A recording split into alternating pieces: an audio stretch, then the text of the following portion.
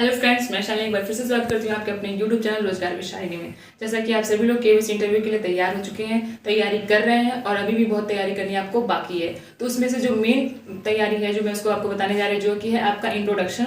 और उसके पहले आपको ये याद रखना है कि किस पॉलिसी क्या होती है। किसी भी इंटरव्यू, आप कहीं भी इंटरव्यू देने जा रहे हो, उसमें आपको फॉलो करना है किस पॉलिसी, और किस पॉलिसी को आपको सबसे पहले समझना जरूरी कि आखिर किस पॉलिसी होता क्या है। किस पॉलिसी का मतलब होता है keep it simple and short, जो कि मैंने आपके लिए लिख दिया है, keep it simple and short. आप अपने इंटरव्यू को जितना सिंपल, जितना शॉर्ट, जितना सुलझा हुआ रखोगे आपके लिए उतना ही अच्छा रहेगा, क्योंकि आप अपनी ही बातों में फंस सकते हो। ठीक, तो आपको ये हमेशा याद रखना है कि आपको आपके इंटरव्यू जितने भी है, आप जो भी अपनी बातें बता रहे हो, आप उसके बारे में पूरी तरीके से जानते हो और जितना सिंपल तरीके से आपको हो सके आप उतना सिंपल तरीके से बताओगे। ठीक है, चलिए मैं आपको एक और एग्जाम्पल पहले बता देती हूँ कि अगर आप राकेश, सपोज कर लीजिए राकेश का मैं आपको एग्जांपल दे रही हूँ कि इंटरव्यूअर ने बुलाया और बोला कि Rakesh give me your intro.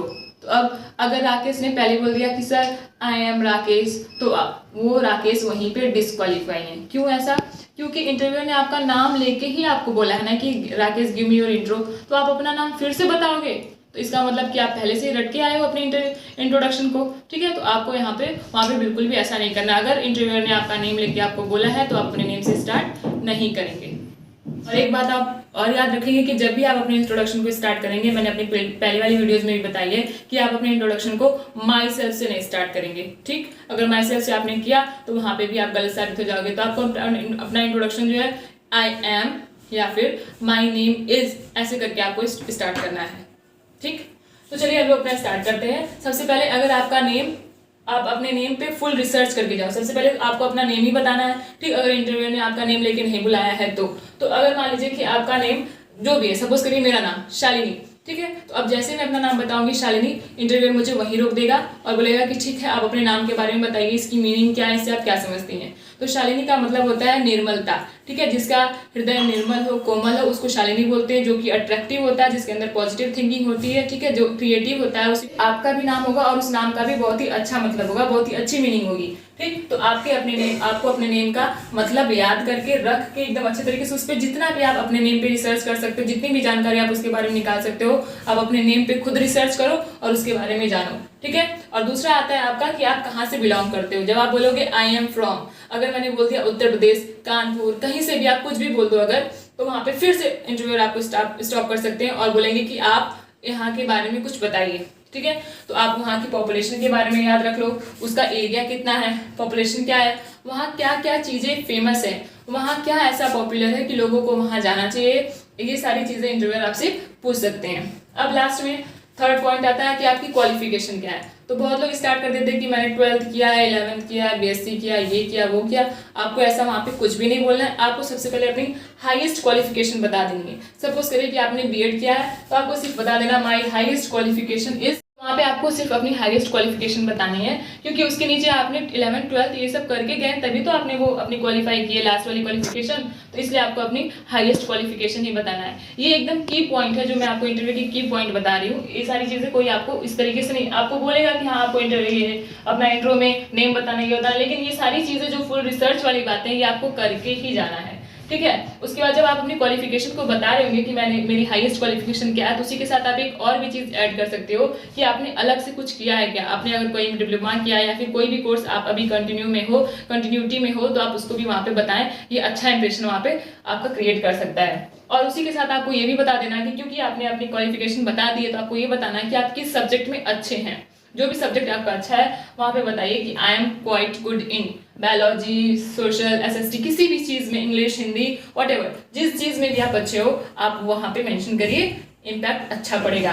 ठीक, उसके बाद आप तो फैमिली बैकग्राउंड आप उसको भी बताइए। ऐसा नहीं कि आपको नहीं बताना है, बताइए, लेकिन उसको शॉर्ट रखिए, क्योंकि वहाँ पे इंटरव्यू आपका हो रहा है। आपको अपने बारे में जितना आप अच्छा बता सको, जितना आप उसको अच्छे से क्वालिफाई कर सको, अच्छे तरीके से अपनी क्वालिटी को वहाँ पे एक्सप्लेन कर सके, आप अपनी क्वालिटी को वहाँ पे एक्सप्लेन करिए। और लास्ट में आता है हॉबी।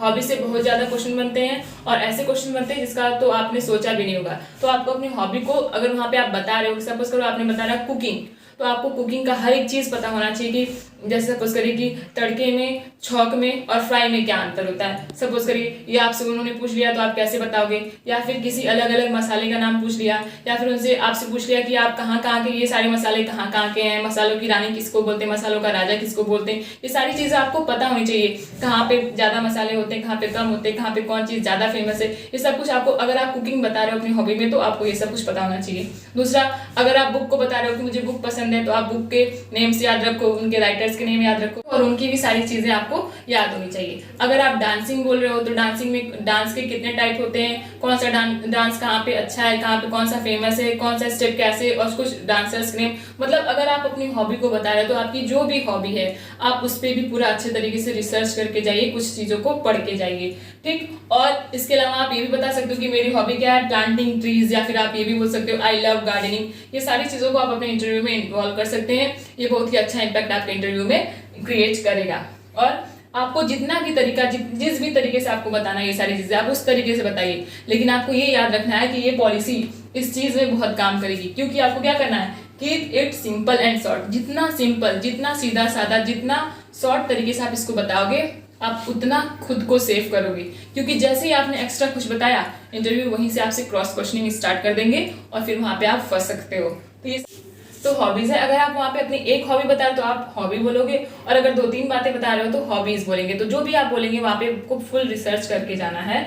और एक बात और कि आपको ये पॉलिसी, जो किस पॉलिसी है जिसका फुल फॉर्म है keep it simple and short, अब अपने इंटरव्यू को जितना ज़्यादा सिंपल, जितना ज़्यादा शॉर्ट, जितना ज़्यादा एकदम अच्छे तरीके से क्रिएट करके वहाँ पे बता सकते हैं आप, उतना तरीके से बताइए। और आपको हमेशा याद रखना है कि आपको वहाँ पे नेचुरल ही रहना है, कुछ बनावटी चीज़ें नहीं बोलनी है। आपके पास जो है जितना है उसको और निखारिए, और निखार के जाके वहाँ पे आपको प्रदर्शित करना है, ठीक है। तो ये keep it simple and short आपके इस इंट्रोडक्शन में आपके कहीं पे भी आपको बहुत ही ज़्यादा काम करने वाला है। और एक और जो मोस्ट पॉपुलर क्वेश्चन बनता है कि आप केवीएस को क्यों ज्वाइन करना चाहते हैं, तो मैं आपको बता देती हूँ कि आप वहाँ पे ये बोल सकते हैं कि केवीएस एक ऐसा प्रतिष्ठित संस्थान है जिसको मैं ज्वाइन करना चाहता हूँ, ये मेरा सपना है, ठीक है। इंटरव्यूअर सोचेंगे कि हाँ ये परफेक्ट है। फिर यहीं से फिर से एक क्वेश्चन आपसे निकल के आएगा कि ठीक है, तो आप इसी ऐसे केवीएस जैसे प्रतिष्ठित संस्थान के कुछ 3-4 नाम बताइए। तो कुछ 3-4 नाम ऐसे हैं, जैसे कि डीएसएसबी हो गया, केवीएस हो गया, और ये अपना आर्मी पब्लिक स्कूल हो गया,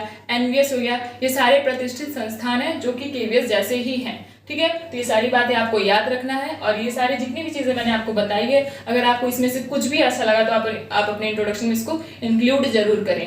अगर ये सारी चीज़ें आपको पसंद आ रही है तो लाइक करें, और आपको अगर अपने फ्रेंड्स हैं, कोई भी हैं, उनको भी आप शेयर करें ताकि उनके तक भी ये जानकारी पहुँचे।